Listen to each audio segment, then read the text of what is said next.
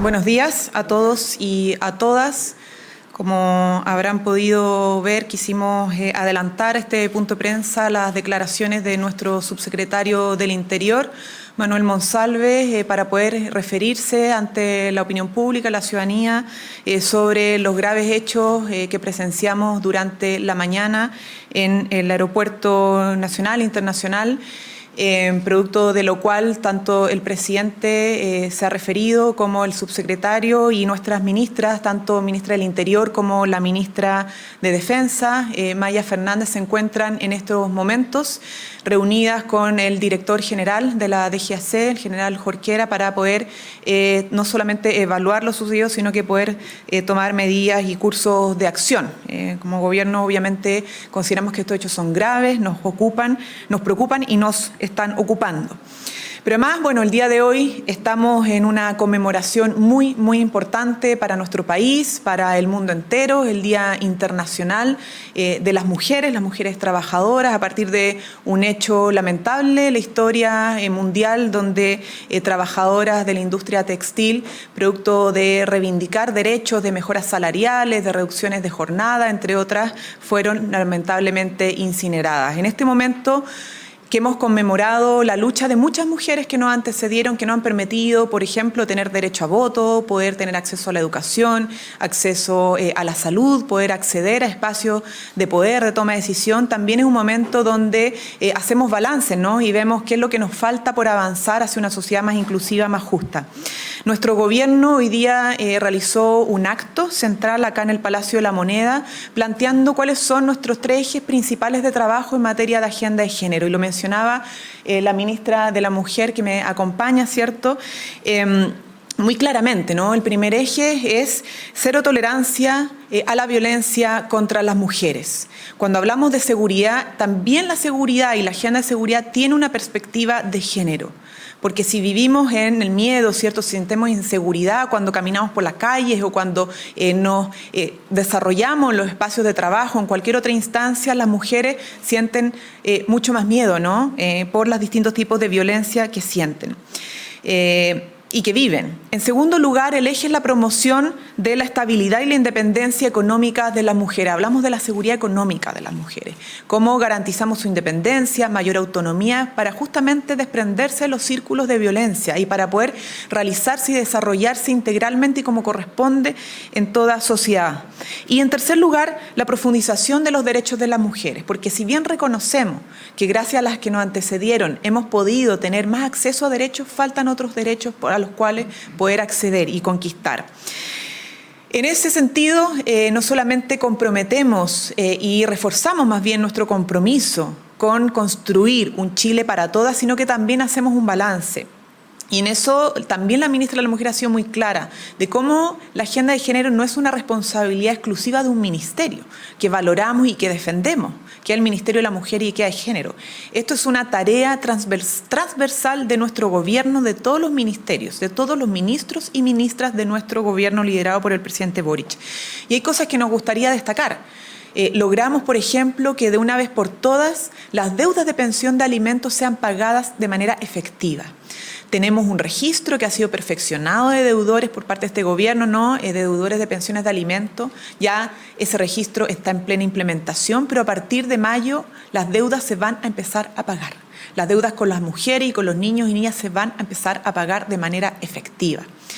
En segundo lugar, y algo muy importante desde el ámbito de la salud, todo el agobio que ha significado para muchas mujeres tener que endeudarse para poder acceder a una prestación de salud, una atención, una cirugía, etcétera, en el sistema público, en aquellos segmentos donde todavía había que copagar, ya en Chile no lo tienen que hacer.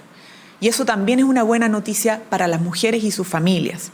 También respecto al hacernos cargo de las brechas históricas sufridas y con las cuales cargan las mujeres pensionadas en nuestro país, de que tienen peores pensiones que los hombres. Si ya las pensiones son bajas, las mujeres reciben una pensión más baja aún porque no se les ha reconocido su trabajo de cuidados, de la economía familiar, lo que significa la economía de los cuidados.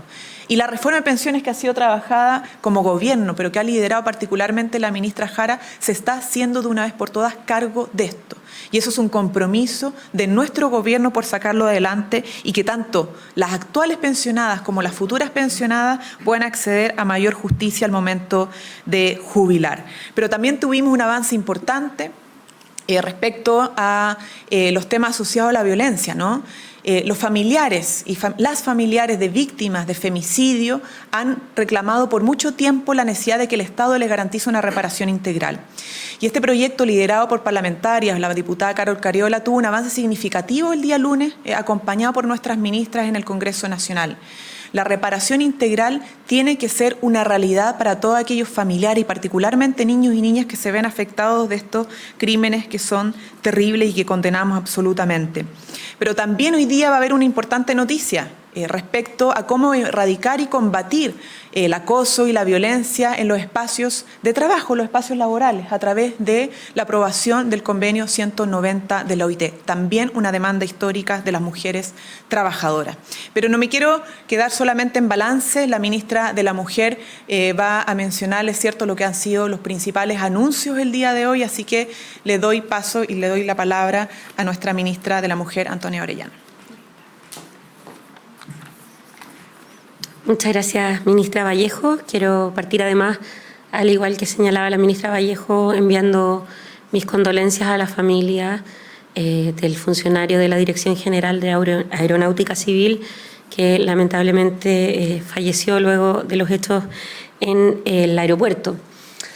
Yendo a la conmemoración del 8 de marzo, tal como hemos dicho, el 8 de marzo es una fecha en la que no solamente nos preguntamos por qué es lo que falta, sino también recordamos que se ha avanzado.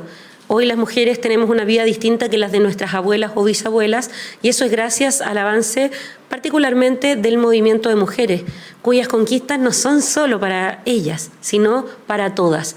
Y en ese sentido, lo que nos preguntamos como gobierno, pero en general como sociedad, un 8 de marzo es ¿qué le vamos a entregar nosotras que recibimos de otras generaciones el derecho a voto, el derecho a trabajar, a cobrar nosotras mismas nuestro propio sueldo y, por cierto, también la recuperación de la democracia que vamos a nosotras transmitirle a las nuevas generaciones? Y en ese sentido, el gobierno, por cierto, habla de la defensa de los derechos ya conquistados y de su profundización.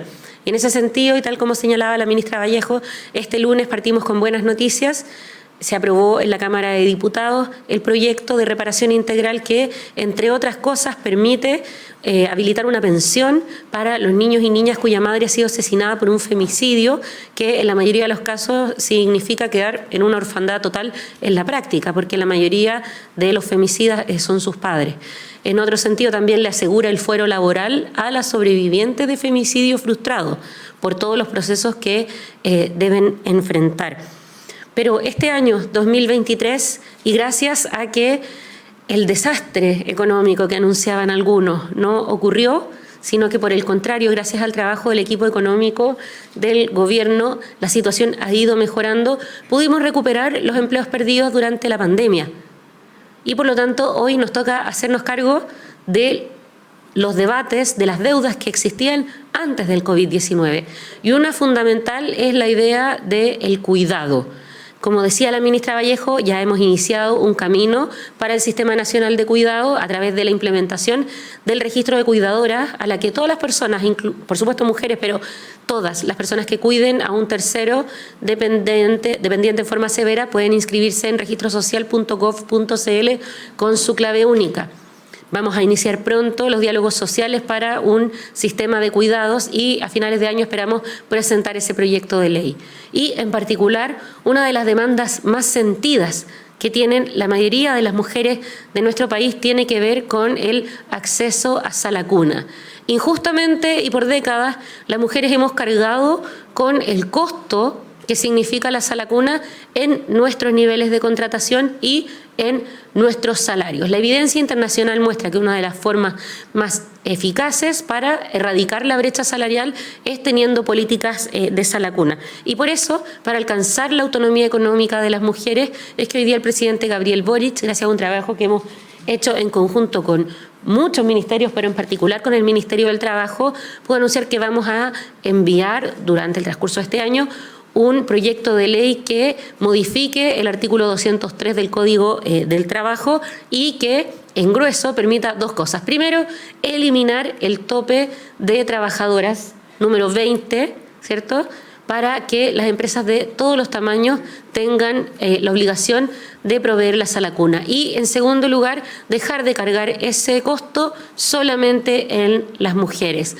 A partir de nuestra propuesta de proyecto de ley, el derecho a sala cuna se comparte entre padres y madres en corresponsabilidad. Para dar más detalles de eso, luego hablará la ministra Janet Jara. Pero en el marco de la transversalización del enfoque de género y de nuestro sello, que pueden haber visto ahí en el escenario, Chile para Todas, que significa que en concreto cada una de las medidas que estamos teniendo para completar con enfoque de género la gestión de gobierno significa un beneficio concreto para las mujeres.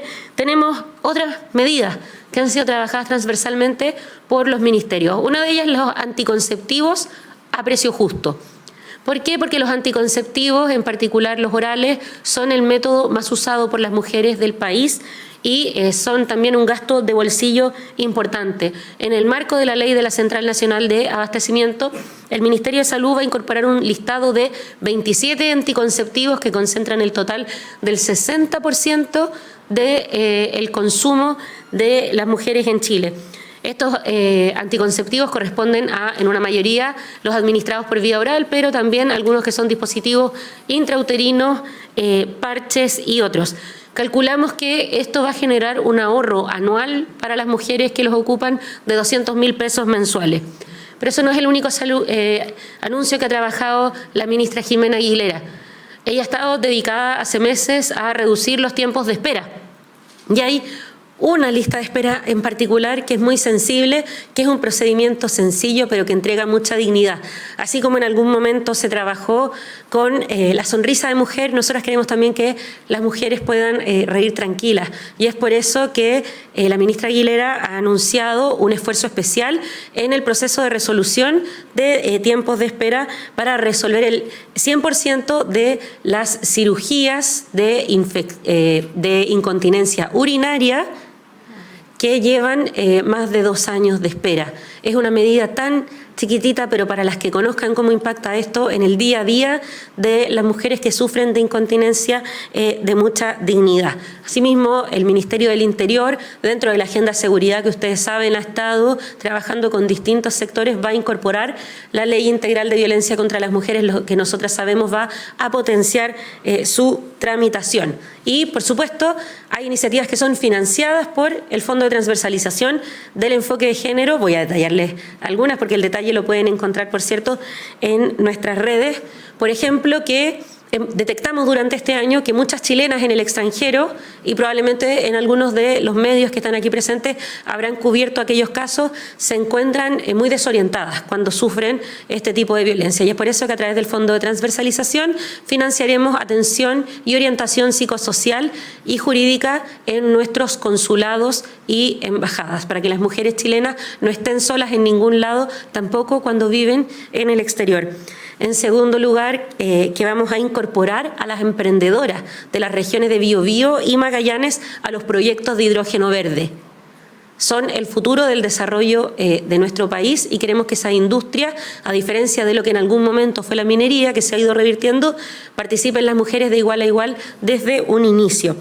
Vamos a también seguir con nuestras iniciativas para las mujeres rurales y campesinas a través del resguardo de semillas. Vamos a seguir aumentando el número de mujeres en la industria energética y vamos a seguir apoyando a través de una iniciativa del Ministerio de Transporte la conectividad digital de las jefas de hogar de zona rural, porque eso significa para ellas muchas veces estar desconectadas del mundo. Este es un conjunto de las iniciativas que forman parte del sello Chile para Todas, en la que cada uno de los ministerios ha formulado una propuesta para acercar y disminuir brechas de acceso de las mujeres y, sobre todo, el principal anuncio de hoy, y que personalmente creo que hablo por varias, pero personalmente me tiene muy contenta porque era una demanda histórica, es la del proyecto de ley de sala cuna para Chile, en el que vamos a eliminar la discriminación entre padres y madres para el derecho a sala cuna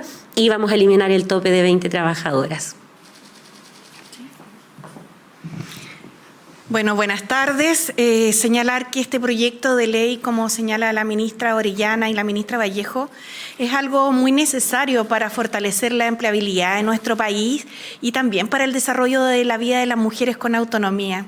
No hay nada más democrático que todas podamos salir a trabajar de forma tranquila, sabiendo que nuestra hija e hijo están al cuidado de una institución, ¿cierto?, como son las Sala Cuna, que pueda hacerse cargo y poder estar tranquilas en la pega, haciendo nuestro trabajo o haciendo otras cosas. Sin duda, la posibilidad de poder trabajar también nos permite tener un ingreso y ser dueñas de nuestras decisiones. Y toda la trayectoria en nuestro país del desarrollo de los derechos de la mujer ha tenido harto de formal y poco de fondo, poco de sustantivo. Hace muchos años en Chile, hombres y mujeres somos iguales, de acuerdo a lo que declara la propia Constitución. Sin embargo, en lo sustantivo eso no ocurre. Por eso el presidente nos ha encomendado trabajar el proyecto de ley y lo vamos a hacer con las organizaciones de empleadores y con las organizaciones también de las trabajadoras, ¿cierto?, que se dedican a precisamente el rubro de la educación inicial. Queremos que exista mucha tranquilidad en torno a la elaboración de este proyecto, porque se van a escuchar todas las voces y todas las actorías necesarias. Nosotros tenemos una propuesta original que recoge parte de la experiencia de proyectos anteriores que se han presentado, por cierto, además con innovaciones. Esto no se trata siempre de descubrir la rueda, sino que de dar soluciones que sean eficientes y viables para efectos de que esto pueda salir pronto y fortalecer el trabajo femenino. Les quisiera contar que el proyecto lo que busca, como señalaba la ministra Orellana, es que las trabajadoras de empresas de cualquier tamaño, no solo las que hoy día tienen más de 20 trabajadoras, puedan también tener acceso o derecho a la Sala Cuna. ¿Por qué? Porque hoy día ocurre en algunos lugares que no se contrata hasta la trabajadora número 19 para que la empresa no tenga la obligación desde la número 20 en adelante a efectos de tener que pagar Sala Cuna. O por otro lado, se encarece la empleabilidad de las mujeres porque son efectivamente las únicas que acceden a este derecho. ¿Cómo lo vamos a hacer? Como se hacen los temas que le importan al país, los temas de seguridad social, donde todos y todas aportamos para tareas tan relevantes de bien común como son los cuidados de la primera infancia. Lo vamos a financiar en base a un sistema mixto, donde los empleadores de las empresas de todos los tamaños se pongan con una parte y el Estado, a través de impuestos que pagamos todas y todos los chilenos, se ponga con la otra. Este modelo lo vamos a conversar en detalle, como señalaba, con las organizaciones de empleadores, con las trabajadoras también, con las organizaciones además de madres, y vamos a llevarlo al Parlamento, porque queremos que se convierta en ley y constituya efectivamente el apalancamiento que necesitamos para que muchas puedan volver al trabajo y muchas otras integrarse por primera vez. Gracias. Hola, ministras. Buenos días. Buenos días. Esta pregunta para la ministra Orellana, por favor. Ministra, usted ha expresado la necesidad de avanzar en modificaciones a la actual ley de despenalización de aborto en 3 causales. Quería preguntarle qué impedimentos ve el gobierno hoy día para no presentar la iniciativa al Congreso y también si existe todavía el compromiso del Ejecutivo para hacerlo antes de que termine esta administración. Tal como hemos señalado, las prioridades este año para el Gobierno y para el Ministerio de la Mujer y Equidad de Género son, primero, la ley integral en contra de la violencia hacia las mujeres. En segundo lugar, trabajar en equipo junto a la ministra Jara para presentar y lograr aprobar el proyecto de Sala Cuna para Chile y hacia finales de año presentar el proyecto de ley que cree el sistema de cuidados. No está en la programación de este año presentar ese proyecto de ley. ¿Pero sí lo van a hacer antes de que termine el gobierno? Ya respondí. Es que el tema de los plazos es importante porque si termina el gobierno y no lo presentan, se estaría incumpliendo un compromiso de campaña. Por eso le pregunto si puede precisar el tema de la fecha y de si se va a ingresar o no el proyecto, más allá de que no esté en las prioridades del 2023. Sí, obviamente nosotros tenemos un programa de gobierno y cada anuncio lo hacemos en las fechas correspondientes. Ahora para el 2023, como lo decía la ministra de la Mujer, tenemos prioridades legislativas y vamos a cumplir con esa hoja de ruta de prioridades legislativas en línea con el programa. Y todo lo que tiene que ver más con los derechos sexuales y reproductivos siempre hay que antecederlos a un diálogo porque todas estas cosas se hacen con las mujeres, porque son pensadas para las mujeres y por lo tanto se construyen con las mujeres. En esa línea va a seguir trabajando trabajando nuestro gobierno para ir cumpliendo con sus compromisos programáticos.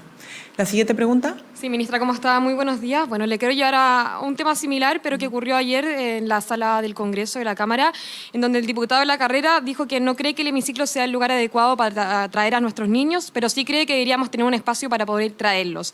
En ese sentido, y dirigida a usted la pregunta, porque también fue parlamentaria, tuvo que compartir también el rol de madre y también de parlamentaria. ¿Tiene razón? ¿Cómo son tomadas estas palabras? Y también tiene razón el parlamentario en que quizás el Congreso debiera tener infraestructuras para poder llevar a los niños, y también relacionado con el Día de la Mujer y por los anuncios de la sala cuna, obviamente. ¿Qué diputado señaló eso? Gonzalo de la Carrera. Gonzalo de la Carrera. ¿Y respecto a qué parlamentario? De Rementería. Rementería. Bueno, mi solidaridad con el diputado de Rementería, particularmente porque más allá de si es parlamentario hombre, parlamentario mujer, más allá de las militancias, las posiciones políticas, la verdad es que es importante que avancemos como sociedad en la compatibilización de las funciones laborales, ¿cierto? El trabajo con lo que es la paternidad y la maternidad, ¿cierto? Las labores de cuidado, de crianza. A mí, como bien tú señalabas, me tocó vivir esa experiencia, pero no solo a mí. Luego del episodio que me tocó bien en el Congreso, hubo otros episodios de parlamentarias, de funcionarias, y avanzamos de alguna manera como sociedad en la discusión en ese entonces de que esto no era ni algo condenable, ni algo repudiable, ni algo que alterara o dificultara una función tan importante como la de legislar. Por lo tanto, lamento las declaraciones del otro parlamentario porque significan un retroceso en debates que entendíamos como superados para hombres y mujeres. Por cierto que el Congreso tiene sus propias normativas, sus propios reglamentos, y esperamos que así como estamos avanzando en sala cuna universal y generar medidas y políticas en concreto, como salas de lactancia, etcétera, todas las instituciones públicas y privadas, y partiendo por el Estado, puedan avanzar en esa dirección. Pero el primer paso para avanzar en esa dirección es no atacar, cuestionar o criticar la presencia, ¿cierto?, de niños y niñas en lugares donde además no corren ningún tipo de riesgo, como pueden ser en otras áreas laborales, ¿no? Evidentemente, existe ese criterio. Así que solidaridad con el parlamentario que llevó a su pequeño, porque además esto no es tema solo de mujeres, como decíamos, una sociedad corresponsable, la donde hombres y mujeres entienden que los niños y niñas son parte de nuestra sociedad y que hay que compatibilizar cada vez más nuestras funciones en ese sentido. Hola, ministra, muy buenos días. Consultarle con respecto a la discusión que tuvo el ministro de Educación, Marco Antonio Ávila, con una diputada en una situación donde estaban discutiendo temas de educación, la diputada Viviana Delgado, donde se señaló que tuvieron un cierto altercado. La diputada dijo que, de cierta forma, el ministro le faltó el respeto. En ese contexto, saber cuál es la versión que tienen ustedes, saber si es que hubo un llamado de atención también al ministro, saber si las disculpas que dio el ministro al respecto también son suficientes, y si consideran que el ministro podría quedar en un mal pie considerando un futuro cambio de gabinete. Mira, evidentemente el ministro se refirió pidiendo las disculpas correspondientes el día de ayer por ese intercambio, como lo señalaba, acalorado, porque no es ni será nunca parte del comportamiento que nosotros esperamos de ningún ministro o ministra de Estado al relacionarse con otros parlamentarios, y lo asumió como tal, ¿no?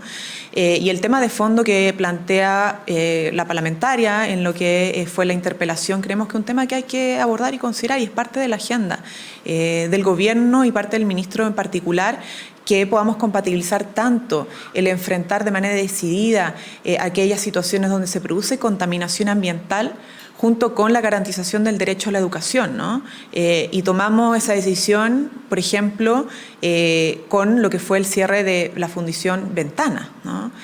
Porque ahí hubo una demanda de las comunidades también de garantizar la salud, no solamente de los trabajadores y trabajadoras, sino que también de los niños y niñas. Y por eso tomamos esa definición y cumplimos. Y por lo tanto nos interesa, nos importa y tenemos un compromiso especial con lo que plantea de fondo la parlamentaria respecto a la escuela de nuestro país, y en esa que está en Maipú en específico. Así que es parte de las tareas de la agenda de trabajo del ministro. Y todo lo que respecta a los cambios de gabinete, ustedes ya saben cuál es nuestra respuesta. Todo cambio lo define en forma y fondo el presidente de de la República de acuerdo a las evaluaciones que él hace de su equipo. Consultarle únicamente a la ministra Orellana si es que se pudo contactar también quizás de parte del gobierno con la diputada, si es que tienen contacto también en ese sentido. Sí, el día de ayer apenas supe, porque he estado en hartas actividades, apenas me enteré de que había ocurrido esto, intenté contactar a la diputada. Yo entiendo que ella, porque se vio afectada, estuvo un ratito desconectada, así que de todas formas le dejé un mensaje. Nosotras como Ministerio de la Mujer tenemos un compromiso pleno con la participación libre de las mujeres en todos los espacios políticos, independientes de su sector, y así se lo hemos comunicado. Bien. Gracias. ¿No hay más preguntas? Muchísimas gracias. Hasta luego.